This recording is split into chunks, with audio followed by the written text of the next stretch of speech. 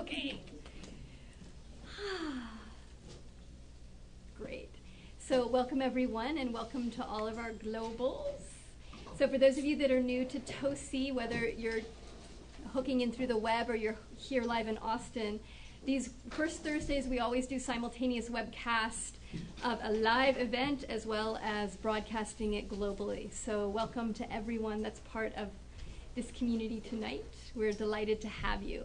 For those of you that are global, we have a chat window. We have a new chat window, new and improved. You can go ahead and ask any questions or share your comments as we're doing the class tonight. And then Giovanni will be reading out. If you have a specific question, we can answer it during this call. And same with the Austin. If you have a question, you can always raise your hand and go, what? So my name's HeatherAsh, and tonight our focus is on spark and igniting your inner fire. So I always love theming the teachings, and we're moving into summer. And summer is a time when there's a lot more energy available to us because there's a lot more light. And in that, we have a lot of energy not only from the sun, but from the earth. There's a tremendous amount of growth happening, a lot of fertility, a lot of vitality, a lot of energy moving. And we can learn how to tap into that and use this time to really move forward some of the projects, whether that's internal projects or external projects, forward in our life. It's a time of action. It's really the time for action. And what my passion is supporting people in getting clear about what their purpose, what their joy, what their passion is, and then stepping towards that. Now here's the key.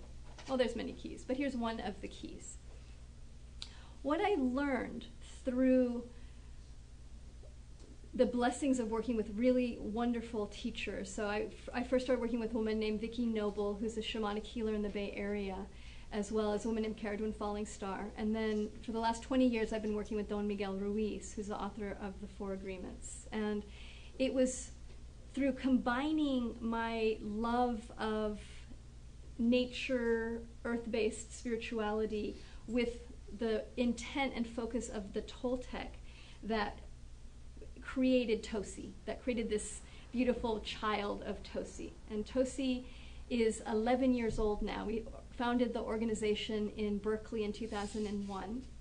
And this is our 1-year anniversary of being in this space. So we have birthday cake at the end, or anniversary cake at the end. Yay! And you globals can go eat something yummy with us at the end. And so we're celebrating tonight. And what we're celebrating really is life. And what TOSI is about is helping each of us align more with life, to find what's our connection to our authenticity, and how from that authentic place do we want to engage in our lives. What do we want to create? And the Toltecs were artists. There's a wonderful blend that the Toltec, which a group of people that came together in southern and central Mexico to study perception.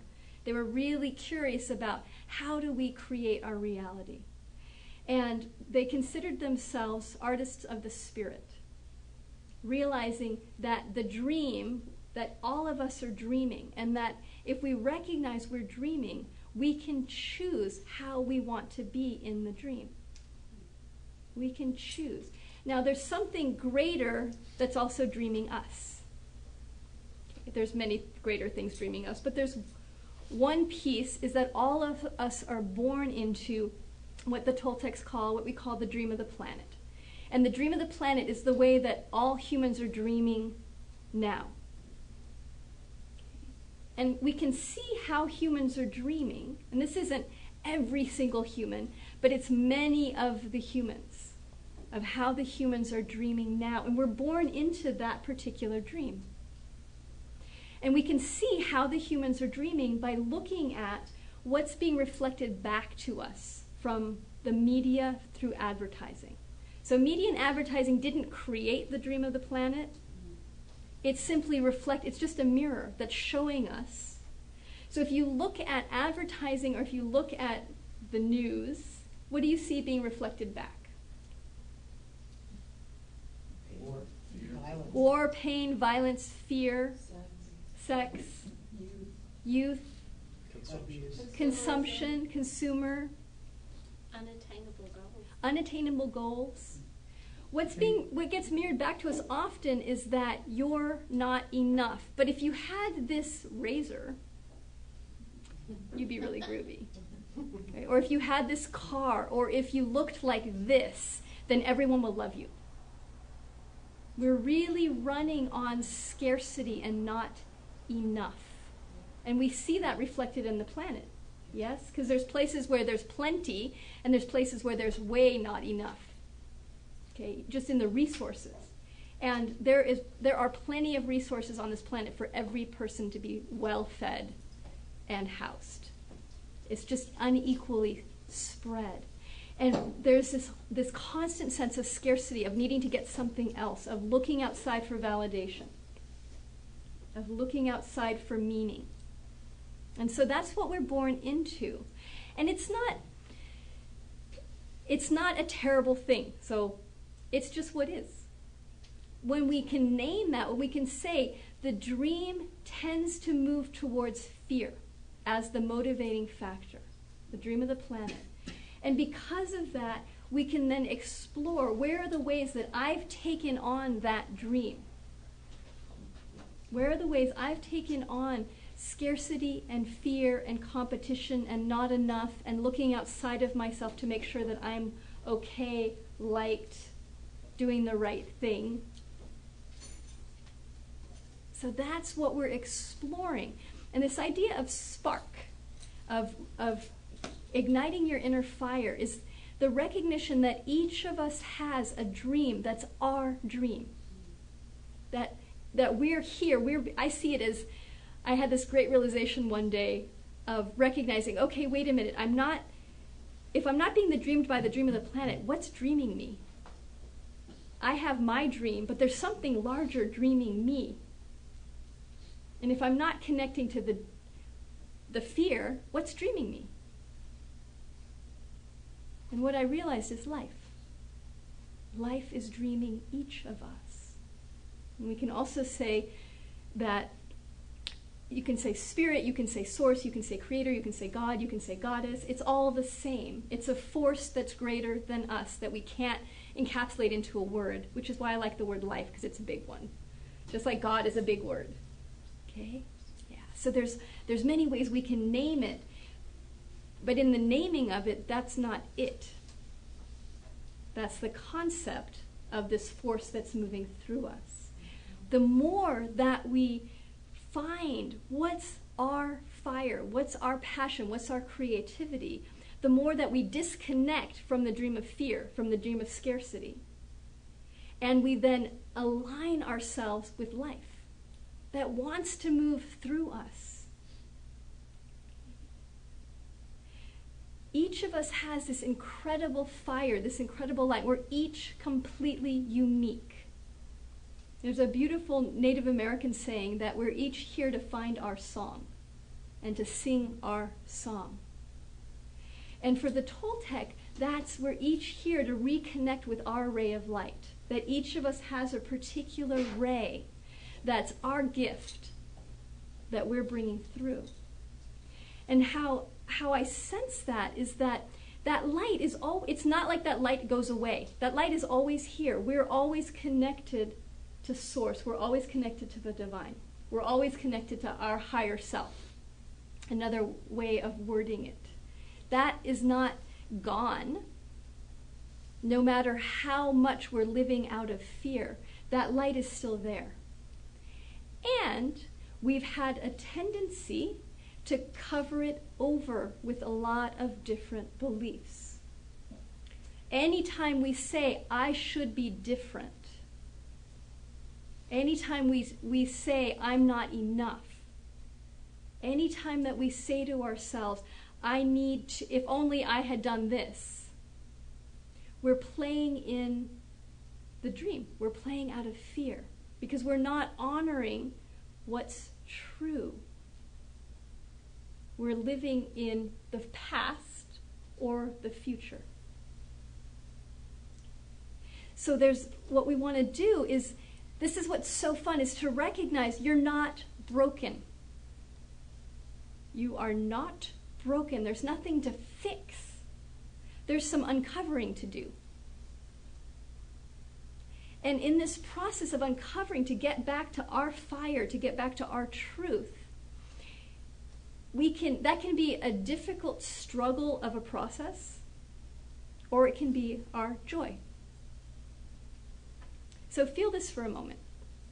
You have this beautiful light, and then you have beliefs that you've taken on. Let me talk a little bit about beliefs that are keeping that light from shining. So let's talk about this for a second. If you weren't worried about what anybody thought of you, or where your resources were coming from, or if you were doing it right or not, if you felt completely loved, like unconditionally loved and supported by every person that you interacted with, can you imagine how that would feel? So everywhere in your life, for your entire life, you have been loved, you've been supported, you've been nourished, you've been invited to find what your passion, what your light, what you're excited about. Can you imagine what that would be like? Some of us go, can't even imagine it. Okay, can you just get a little glimpse? To have all of the I should, all the regrets of the past, all the beliefs of if only I had, all the places of feeling not enough and trying to compensate in some way, all the places where you tried to make yourself small in order to be safe, or you tried to make yourself really big in order to be safe, where we've done something to try and be okay.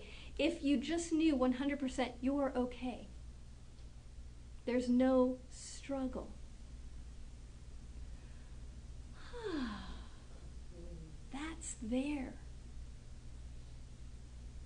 And so that's that light. Now, if you're honest with yourself, then you can see where are the places that you diminish your light as you move in the world. So we can feel what's possible, even if we just get a little taste of it. The possibility of feeling completely supported, completely loved, completely present, and offering your gifts from your heart, from your yay. Then how do you live your life now? Where are the places where you hesitate? Where are the places where you keep yourself small? Where are the places where you defend yourself out of fear? Where are the places that you let other people's opinions confuse you or cause you to collapse energetically and get smaller? So what else do we do to dim our light? So feel into your own life experience. What do you do? How do you think? How do you take information that you get from the outside and use it to dim your light, to cover up your light? So anything. And Globals, feel free to chat, and Giovanni will speak out loud when we get that. What do you notice? What sorts of patterns of thinking or ways that you are in the world dim your light? I know for me, a lot of times it's subconsciously trying to please others. Beautiful. Trying to please others. Okay? Great. Okay, how many people have ever tried to please someone else before? Yeah. And what's the feeling sense of what happens when you try and please other people? What happens to your fire? What happens to your light? Give it away. Give it away. Contracts.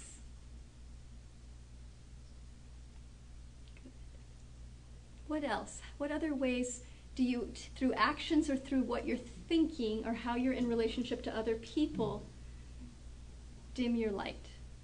Cover up that spark. When I discount what I know Great. What they know is actually better. Yeah. So when I discount, so what she's saying is when I discount what I know and assume that what other people know is better. Great. Great. How does that feel? Okay. Not so good. Or even when you think you know more, but you don't think they're going to understand it. Uh-huh. So there's another way. I think I know more, but I don't think anyone else is going to understand it. Okay. Yeah. Yeah, Global. When we compare ourselves to others, and fear of failure, and therefore losing approval has swelled. Great. So when we compare ourselves to other people, fear of failure. Okay, beautiful. Great. I align with my judge or my victim instead of aligning with life. Great. So if what she's saying is if I align with my judge or my victim instead of aligning with life. Fear of success. Fear of success. Beautiful. And that's the fun fear of failure, fear of success, which we usually have both, which is always fun to untangle. Okay. So these are different actions that we take, pleasing, discounting what we know, feeling like people aren't going to understand us, having fear of succeeding, having fear of failing, competing. These are just some of the ways that we dim that light, that we put. And there's so many places where we do this without realizing it. When we bring our awareness to letting go of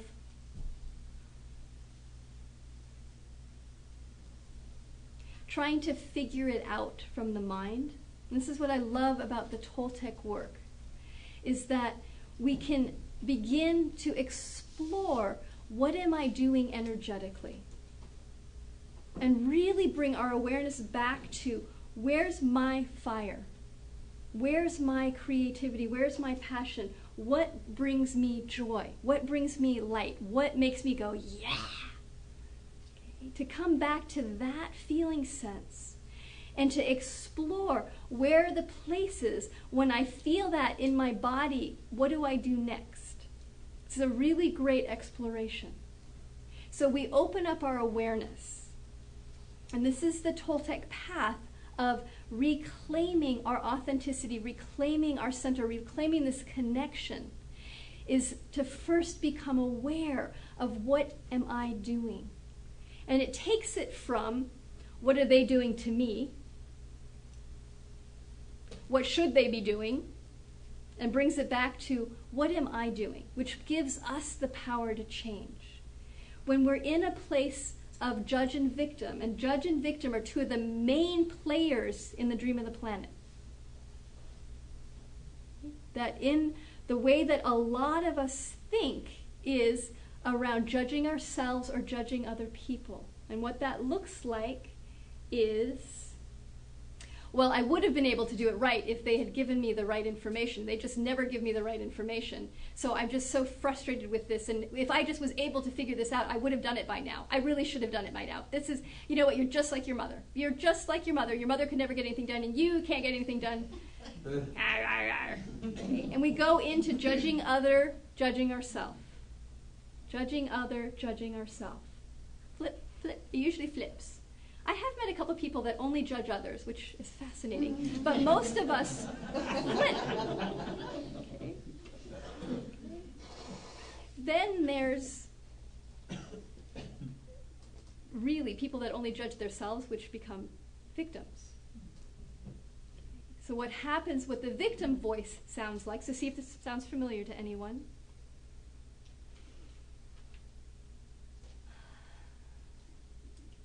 It's so hard. I really, really want to make that change, and I'm just not getting supported, and I just don't think I have it in me. And if only my life had been better when I was a kid, then I really would definitely have the energy, and I want to do this path, but I get distracted so easily because I have this issue that happened, and then it's so hard. I just can't do it. I'm trying. So there's this place. I can't even play active very well anymore. Yeah. Come on. There's this place where, and I can't play active, but when I'm in it, I do it really well. So let's be clear. It's not because I don't go there, because when I go there, I do it really well. And we each have these moments where we're fully in judge or we're fully in victim, where we're feeling like it's too much, it's too overwhelming, I don't have what it takes, I can't do it. Okay? We go in these cycles. And it's not about getting rid of those parts of ourselves. It's about holding them in a new way. It's about becoming aware that there's a part of us that's activated that's not all of us. That the victim is arising or the judge is arising. When we have awareness, we can name it instead of being it. When we're not in awareness, we completely believe what those voices are saying. We believe it's that person's fault. Absolutely, 100%, it's that person's fault. We believe 100% it's my fault. It's my fault. I don't have what it takes. I can't do it. Okay? In that moment, we believe that 100%, which means we're not aware. We're living out of this old story. And that kind of thinking then dampens our fire, dampens our creativity, dampens our capacity to let ourselves get bigger. Okay? Because both of them collapse us energetically. So you can feel that. Anytime you go into judgment thinking, whether it's about someone else or yourself, or anytime you go into victim thinking, there's a collapse in your energy. And so when we begin to become aware and begin to explore what happens when I think in particular ways, what's the result around my fire? Do I feel like this thinking is causing me to get brighter? Or do I feel like this thinking, or do I feel like this thinking is causing me to collapse and get dimmer?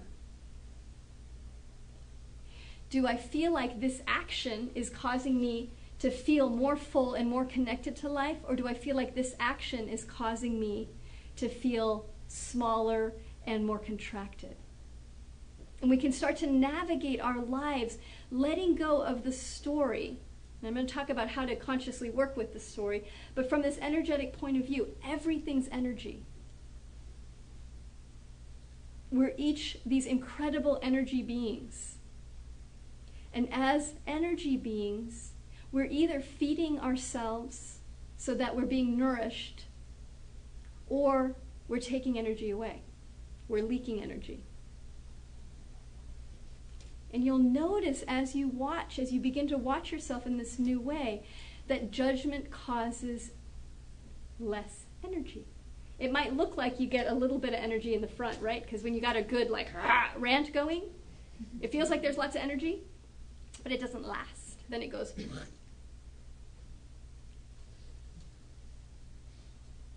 In order to live our dream, to live our authenticity, to live our fire, we need energy. Period. We need energy. And for most of us, where our energy goes is to the agreements that we've made about who we should be, or who other people should be, or how the world should be. Every energy any agreement you've ever made takes energy. And this is the image that I have, is that if you can imagine that you have 1,000 hands, and every hand you're holding a balloon. Does everyone imagine that for a second? You're holding a balloon. Each of those balloons is an agreement that you blew up with your helium breath and is now floating. So what kind of agreements do we make? And for somebody's going to say, so what does it take to hold something? It takes energy, yes? Okay, so you've got all these 1,000 hands, they're all holding all these balloons. And sometimes as adults we wonder, how come I don't have the energy to change my life or to create what I want to do or get out of this cycle? It's because your energy is invested in holding these agreements. some of which are conscious, many of which are completely unconscious. You don't even know that you're holding the balloon. It's behind your back. So what kind of agreements do you hold that take your energy? So we've mentioned them. We're just doing another round of this. You mentioned some of them. But to feel in your life, what type of agreements do you hold that take your energy away from where you would like it to be going? And again, globals, you can chat. What are some agreements? Better to be seen, or better to be, seen than heard. Beautiful. So agreement, better to be seen than heard. And that might be a conscious remembrance of an agreement, or that might be something that's buried way back in your childhood that you're acting out of, but you don't even realize that you're acting out of it. So some agreements are, we see them, and some of them we don't. Mm-hmm. Sometimes I follow through on an agreement even though it started hurting me. Great. So sometimes you follow through on an agreement even if it started hurting you. So the agreement might be, I have to finish no matter what, even if it's not serving me any longer. Great. Okay, other examples of agreements, that's great. If someone needs help, I have to give it. Great. If someone needs help, I have to give it. Okay, takes energy. Yes. If I want it done right, I have to do it myself. If I want it done right, I have to do it myself. I'm laughing because that's the one I'm unweaving right now, and Sheila knows it. She just busted me. That others validate my existence. That others validate my existence. Okay. Yeah.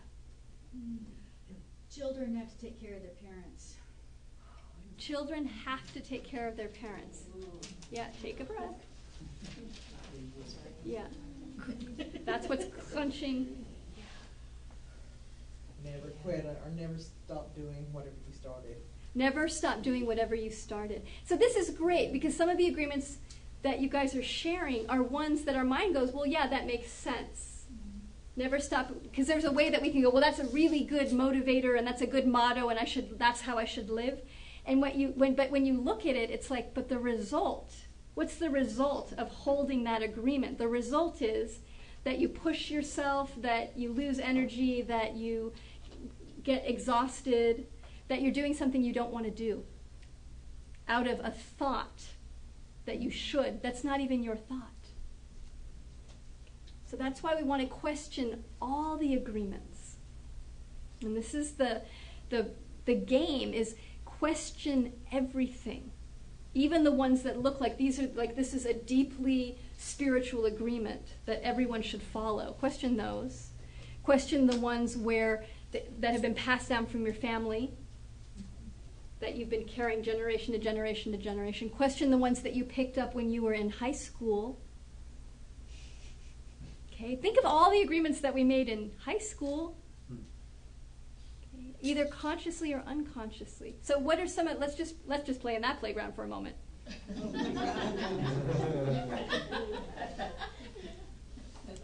Okay, the high school playground. What agreements did you learn there?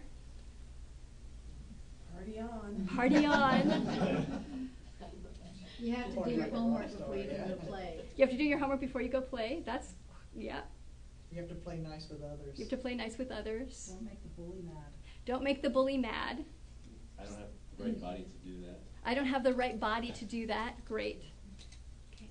If you're sexually active, you're a slut. If you're sexually active, you're a slut. Okay. There's all sorts of rich agreements. If you're a guy, you're a stud. If you're a guy, you're a stud. That's right. And if you're not, it's not good. Yeah. Yeah. Okay. Then we can look at. So I love this around playing with agreements because then we can look at when you enter a spiritual path or a healing path, what type of agreements do we take on? Now we think these are noble agreements. Okay, but let's talk about this for a moment. Okay, so on a spiritual or healing path, what are some of the agreements that we make? You have to be kind, compassionate, and giving to everyone. You have to be kind, compassionate, and giving to others at all times. Anger is bad and wrong. Yeah, spiritual. It's not spiritual to make money. It's not spiritual to make money. Mm-hmm. Mm-hmm. Yeah. So even the places where it seems like it's a good agreement, I should be kind and compassionate and loving all the time. That seems like that's a nice agreement. We would like everyone to live that agreement.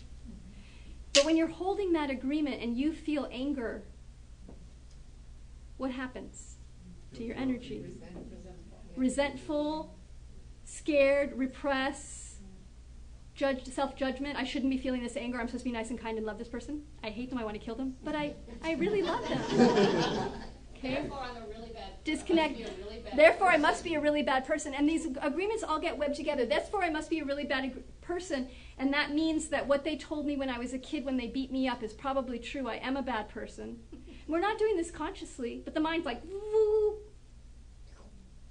Okay? Yeah, exactly.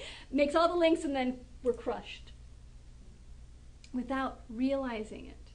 So that's why the awareness is so important, but it's the awareness without believing the agreements. It's the curiosity of like, oh, look at you, balloon. That's an interesting one to hold. I'm not safe unless... fill in the blank. Everybody's smiling. Everyone's smiling. The one that always got me was, if you're not saved by Jesus Christ, you're going to hell. Uh-huh. The agreement, if you're not saved by Jesus Christ, you're going to hell. Not want to be a Christian, even though I believed in Christianity. I just didn't like the rule. Right. I didn't think it applied to everyone. Uh-huh. That it didn't apply to I everyone. thought it was a choice instead of a damnation. Yeah, yeah, yeah. So I struggled with that one yet. Yeah, so there's a struggle there. Exactly, exactly. And there's many places where we have conflicting beliefs, where our heart says, yes, this is something that I'm drawn to, but there's a belief that says, either someone else's or our own, that goes, I can't have that. Or, that's not right. Or something. And then your energy gets tied up in the struggle instead of trying to learn your song. Absolutely. Exactly. Beautiful. Then your energy gets tied up in the struggle rather than learning your song. Exactly. What about putting the word try in front of it? Like, try to be compassionate all the time. But if you can't, then you forgive yourself. That would be lovely. Most people don't do that, however. So if, yes, you can put try and be compassionate in front of it, that would be great. But it's not something that we're usually taught to do. Or even if we're taught it, because I watched myself, I've watched other people, even if we're taught really cleanly, clearly, do your best, we use it against ourselves. Because the old agreements around judgment can be so fierce that we can do things like take the cleanest, most beautiful spiritual teaching and use it to bludgeon ourselves for not doing it right without even realizing it. Okay. So yes, we want to start to relanguage, absolutely. And part of the relanguaging is being able to first witness what we're telling ourselves. And exploring the way that we're talking to ourselves. What does it do to my fire? The way that I take information from other people or even from spiritual teachings or from my own little brain talking to me. What happens to my energy? And this isn't about, this is the piece around taking responsibility around it. It's not about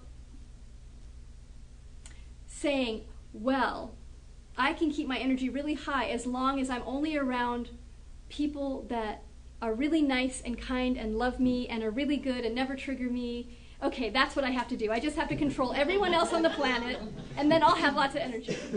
Great, okay? Losing battle. The place we're saying, if I just could fix everyone else out here and then I'll feel better, then I'll have my light. The reason that I'm losing energy is because of you. If you were just not the way you were, then I wouldn't lose energy. It's funny, but we do it all the time, right? So when we take responsibility for that, what we're doing is we're bringing it back to, I have the capacity to let my light shine no matter what else is happening around me. No matter what anyone else is doing or saying. Okay. It takes time to get there because we're so entwined with these agreements and because it's difficult to let the agreements go.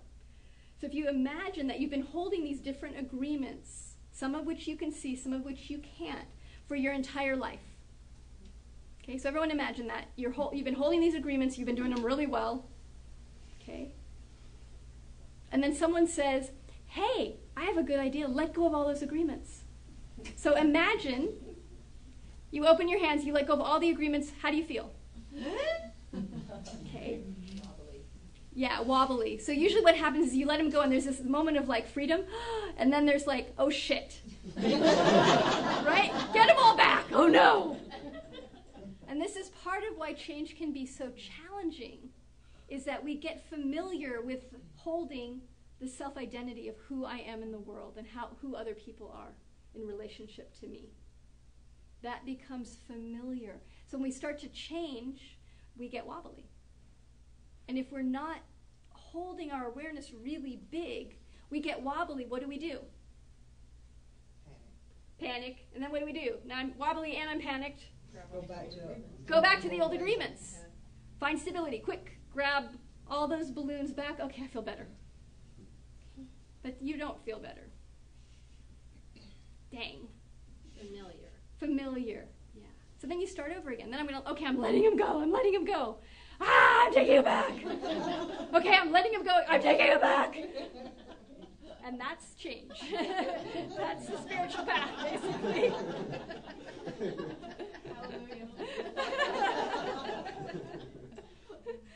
So we can just love the process and find humor in the process. Because really, what creates lightness in our body is being able to witness ourselves with a sense of humor. To be able to witness the process of transformation with incredible patience, with incredible love for ourselves and for the process. That right there will give you so much energy to reclaim yourself and let go of what's not you. Because that's all we're doing, is we're claiming, I claim myself.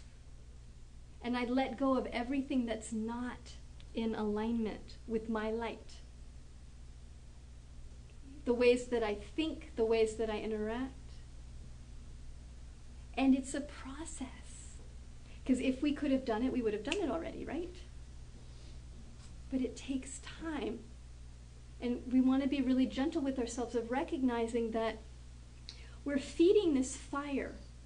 We're learning to feed this fire. And we're learning to notice where are the places that I'm putting dirt on the fire, or I'm putting water on the fire. Where are the places I dampen my energy? I dampen my enthusiasm. I dampen my spark. And either when you become aware of that, either you're going to go, oh, I should stop doing that. And you stop doing it. Okay? Either that's going to happen. You're going to realize, I'm taking an action that's dampening my fire. I'm going to stop doing that. And boom, you stop doing it. Okay? Or what else might happen? Remember, forget. Remember, forget. Yeah, remember, forget. Yes. Yeah, this whole cycle of, right, don't do that action, then you find yourself doing it. Grab the balloon again, let go of the balloon. Grab the balloon again, let go of the balloon. Okay. In order to support ourselves, we know that, one, when we see a place we're dampening our fire, either we're going to bring our awareness to it and change the pattern, or if we can't change the pattern, it means one thing. What does it mean if I can't change the pattern? You don't want to. That's, you don't want to. Some part of you doesn't want to, yes? Okay? You're stuck. Unfinished business. Unfinished business. What it means is that something else has more energy than you do. Because if I had the energy available to go, I'm not doing that anymore, I'd stop doing it. If I don't have the energy available, if it has more energy, I'll keep doing it. So what is the it? Is the agreement, is the belief. It has more energy. So that's why this is a game all about energy, about bringing your energy back, raising up more energy. And when we work with energy, there's 3 parts to working with energy. There's bringing more energy into our system. So this physical being, energetic being, there's learning how to gather our energy from the past, from our old agreements, from the places that we've lost energy, gathering it back, bringing it back so that it's present here. There's then holding that energy. Because if you bring it back but you don't have a container for it, what happens? Poof, off it goes. Okay. So the second part is that you learn to hold more energy. And this is part of the shift of transformation, why it can take time, is that, again, we've been habituated. What feels comfortable is this much energy in my body. And we start bringing more energy, and if we're not aware, I've watched myself do this, I've watched a lot of people do this. We bring more energy in, we're really excited. I mean, I can't tell you how many times I've had people call me and go, oh my God, this is so amazing, I had the most amazing day, and I have so much energy, and I saw God, and then I had, it was so great. And I'll go, 3 days. And inevitably, at some point, there'll be the phone call going, I don't know what happened. Or even not even remember that they had the experience. Like it just gets wiped. And they go back to what's familiar energetically.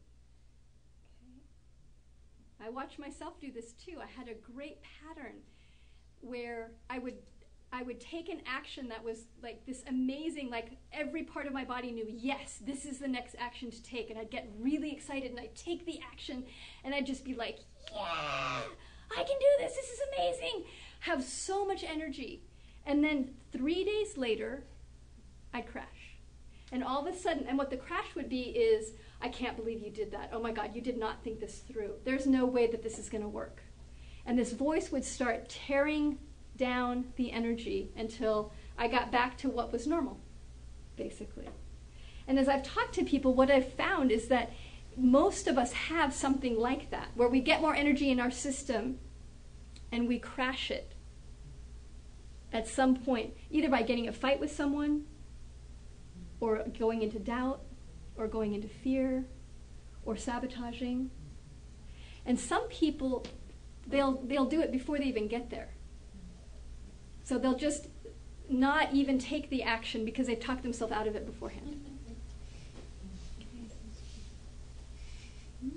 So part of the work is around, when we learn to hold energy, is how to get comfortable with having more energy and be able to hold more energy in our system, in our physical system. So there's a physical body rewiring, the nervous system rewiring to hold more energy. There's an energetic being learning. And there's our brain that has to be okay, that has to get changed, our thinking of the places where we're telling ourselves, no, you can't be that bright. No, you can't be that big. Whatever those are. So all of those things need to get shifted so we can hold. So we learn to pull more energy and we learn to hold that energy. And then we learn to direct that energy, to choose where we want the energy to go. Once you learn to hold it, that's the next step. But there's another step, which is now, can you focus it to where you want to go? And we have to be really mindful to not then put the energy back into the old agreements, because they're familiar. The image I had once is that it's like the pathway that we've been carving our whole life around a particular belief is like the Grand Canyon. Because you've thought it over and over again, and the brain scientists are finding this in your brain in all these neural pathways. When you use when you do a particular thought or a particular emotion, the neurons in the brain create a bridge, and the more that you think that thought, the stronger the bridge becomes. The more it gets used, so it becomes like a highway, okay? Or like the Grand Canyon in my little. And so you can imagine you're rowing a boat, and there's this new little path that you'd like to take. And you get to the crossroad, and which way are you going to go? Probably Grand Canyon. Okay, down the neural pathway there's this neural pathway that's been laid and laid and laid, and then there's this little bitty thread of like, wouldn't this be a good idea? Okay. It takes energy to make that choice and direct the energy into a new pathway. That takes energy. That takes incredible awareness. And it's possible. It's absolutely possible. It's possible to take, because this is the other thing around the brain. The brain is incredibly elastic. So even though there's these particular bridges of patterns of thinking that you've used over and over again, you can start undoing that bridge and putting it someplace else. So if you change the way you think, it'll shift the brain. It'll shift the patterns. So it's not hopeless. Yay! It takes awareness, it takes patience, it takes repetition. It takes remembering, forgetting, remembering again. Okay? And where we want to land is on the remembering part. And how we can do that, so let's play a game.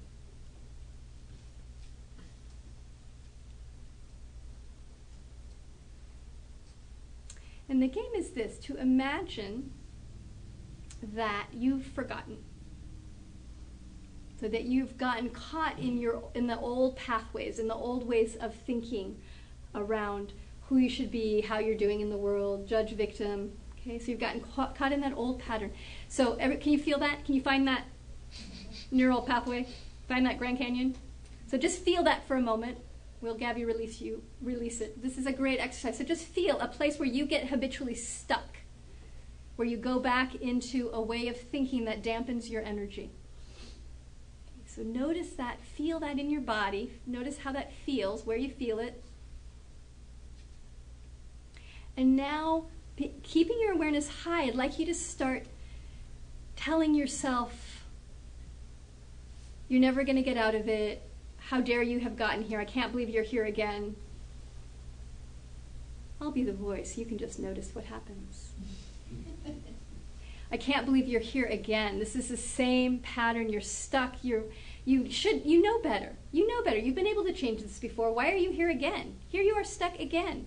You've read all those great books. You went to the class. You should be able to change. Look, it's really easy. You just have to make a different choice. That's all you have to do. Just make a different choice. Come on, make a different choice. Okay? Oh, well, it's just not fair, though. I've tried so hard and I can't do it. So what happens to your energy? Heavy. So do you feel the collapse? Okay. So you've forgotten, and then you're judging yourself because you've forgotten. Okay. Which makes it even more difficult to remember. So when you've gotten into the old pattern, then feel this. So go back to that old pattern, that old feeling sense where you've dampened your energy.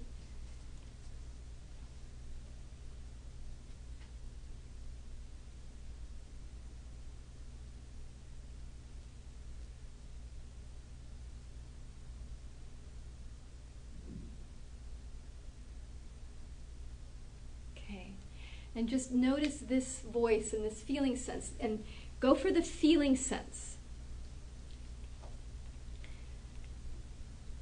Oh, I know I'm in the same pattern again. Oh, this is the pattern. Oh, this is good. Okay, I'm aware of the pattern.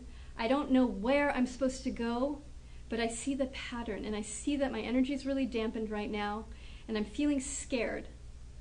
And I'm feeling like everyone's against me. Oh, that's familiar. Okay. So I'm going to open and breathe. I don't know where I'm going. I don't know what the pathway is, but I'm just going to stay right here with myself and keep opening to what else is possible, to keep looking for where's the pathway. What is it that I know already deep inside of me? I don't see it yet, but that's okay. I'm here. It'll come. So feel the difference in that.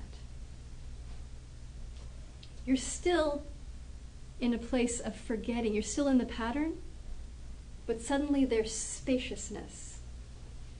So what did you notice in your body with that type of inner dialogue? Movement? Lighter? Lighter? Release. Release? Sat up straighter? Opening. Opening. Great. Acceptance. Acceptance. Okay. So this is key around building our fire up, is that even when we're stuck, even when we're in a pattern, that we learn how to support ourselves in saying, okay, where am I leaking energy? Let me first stop by not judging myself, by not saying I should be done with this, because that's a huge leak of energy. Let me just sit with, I forgot, and I don't even know what I'm supposed to remember. I just know this doesn't feel like what I'd like to be living right now. So just that kindness of showing up with yourself and will feed your fire. You're keeping the fire stoked instead of dampening it. And in that stoking of the fire then, as you wait and as you continue to hold your awareness, you'll start seeing different pathways of possibility. And you might recognize, I don't have the energy to take the next action, but I can go start gathering energy. What do I need to do to gather energy now? What action can I take to gather energy? And that's something that you can do. So you don't need to figure out what, why, how.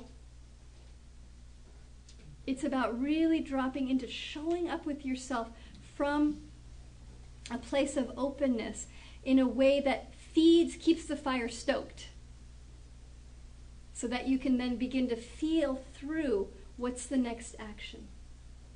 What do I need to do to gather my energy? What will help me spark my creativity? And spark is about, for me, it's about really tapping back into the essence of creativity. And we sometimes think of creativity as something we do outside. Like creative people are the artists that can make really beautiful paintings. Those are creative people. And they are creative people. But one of the most helpful energies around change, around transformation, around being on a path of healing is around being able to harness our own creativity to make new choices. That we're creative in how we're responding to ourselves. Because most of us get very habituated in how we respond to ourselves. We just go down one path. And when we open our creativity around our next choices, and it's a skill that we can learn, but it's a skill that many of us have forgot. It's a great study by Angeles Arian. She's a cross-cultural anthropologist. And what she did is she studied different cultures and their relationship to problem solving. So she went to a group of Africans. My numbers aren't right, but the percentages are close. So she went to a group of Africans and she said, here's a list of questions. Come up with as many solutions as you can to these different problems. And they came up with about 12 different solutions. Then she went to a group of Chinese and she said, here's a group of problems. Come up with as many solutions as you can. And they came up with about 8 different solutions. She came to a group of Americans and she said, here's a list of problems. Come up with as many solutions as you can. 4. Okay. And I've noticed it's actually come down to 2.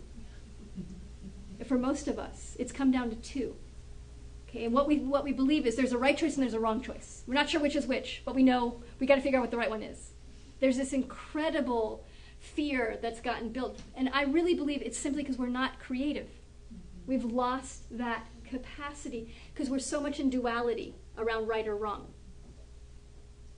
We're so much of trying to be perfect, or trying to be liked, or trying to be okay, or trying to rebel,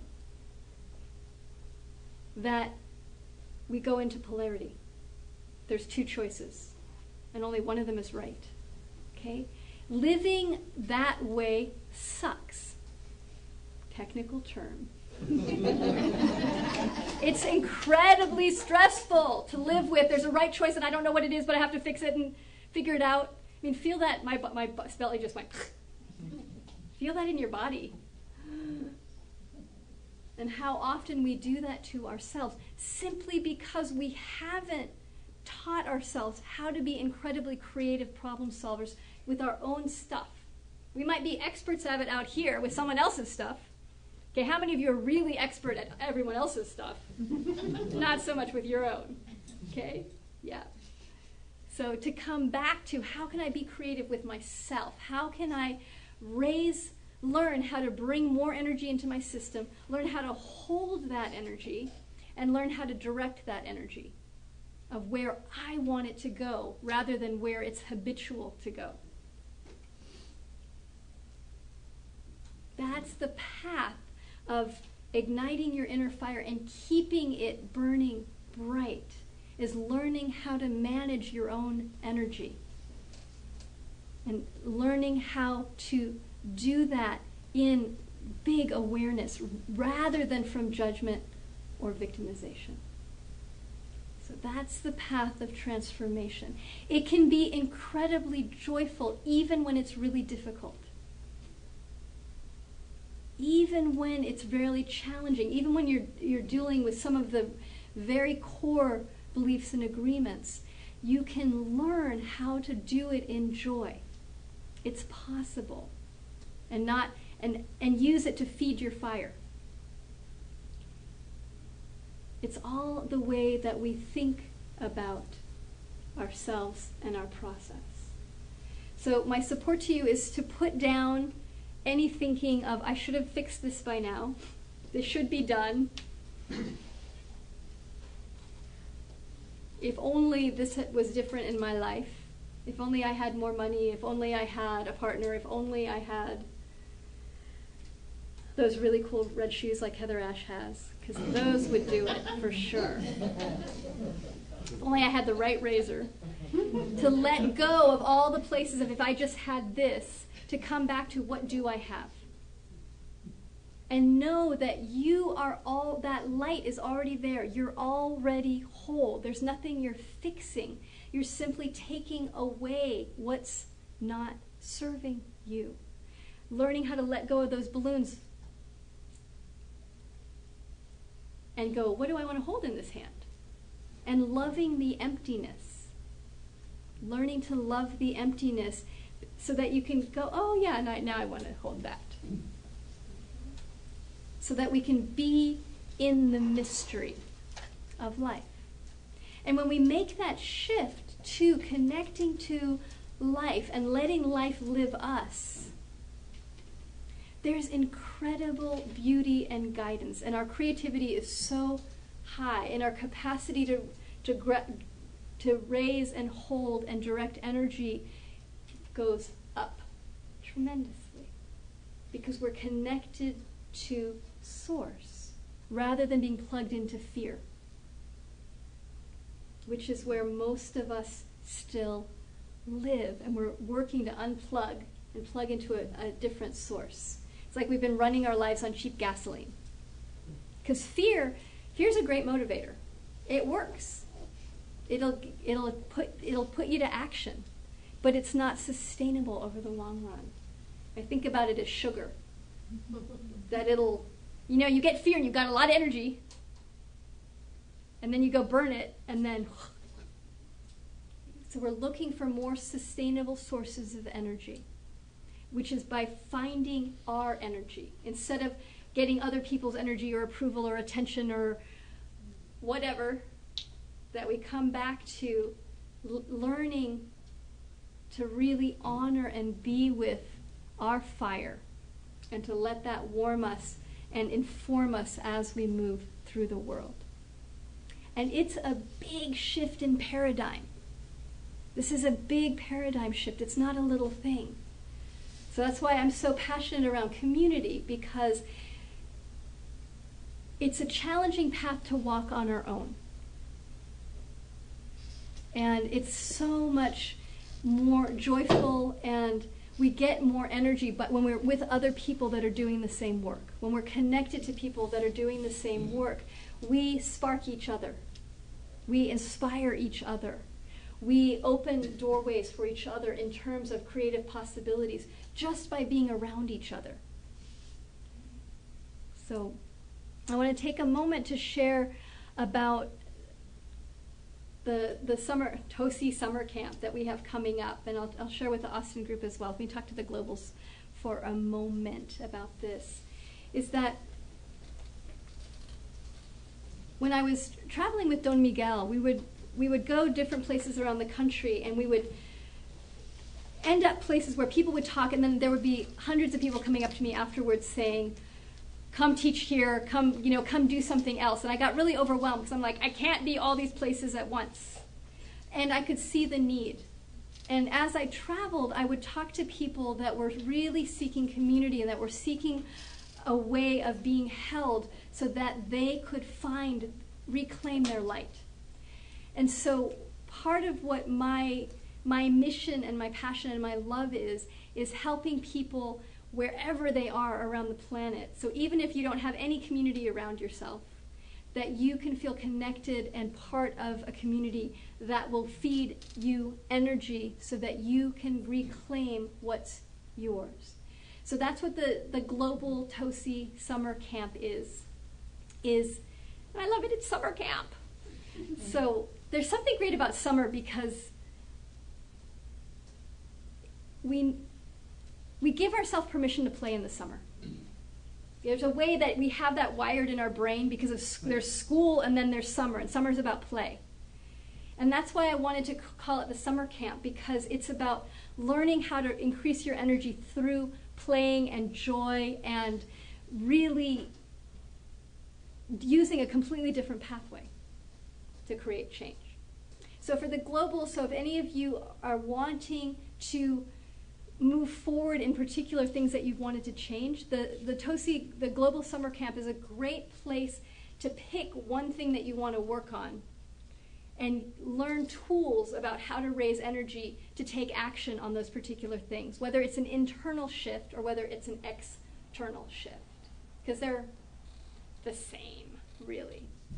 So if you go to our new store, I guess if you go to the front of the website, it's the best way, tosi.org, and you can click on Tosi Global Summer Camp, and it'll take you to the description of that. So come play with us if you're interested. And if you have questions, feel free to email the office. We'll be happy to answer any questions that you have. So thanks so much to the Globals for joining us this evening. We're going to keep the broadcast running. We're going to stop the recording, but we'll keep the broadcast running in case something interesting happens, because sometimes it does. Sometimes the most interesting things happen after we close the broadcast. So thank you. Thanks, Giovanni. Okay.